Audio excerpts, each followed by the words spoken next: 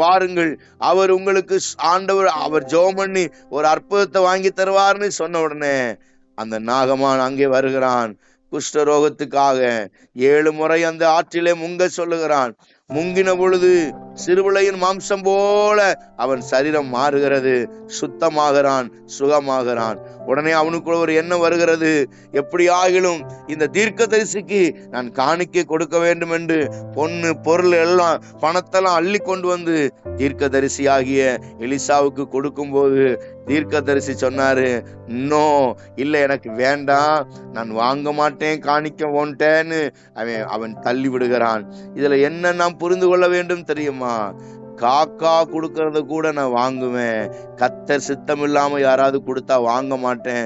காக்கா சுத்தமில்லாத பறவை, காக்கா கண்டதை கண்ட இடத்துலயும் வாய வச்சு சாப்பிடும். அங்க இங்க பணத்தை சாப்பிடும், கெட்டு போனதை சாப்பிடும், அழுகி போனதை சாப்பிடும், குப்பையை கொண்டு போய் வாய வச்சு கொத்தி சாப்பிடும். அவன் சொத்துறான். அப்படிப்பட்ட சுத்தமில்லாம இருக்கிற ஒரு காக்கா கொடுக்கிற சாப்பாடு கர்த்தர் அனுப்பி இருந்தான்னா காக்கா கொடுத்தா கூட சாப்பிடுவேன். கர்த்தர் அனுப்பலன்னா நீ ராஜாவா இருந்தாலும் நீ கொடுத்தா வாங்க மாட்டேன்னு ஒரு முடிவுல இருந்தான். பாத்தீங்களா?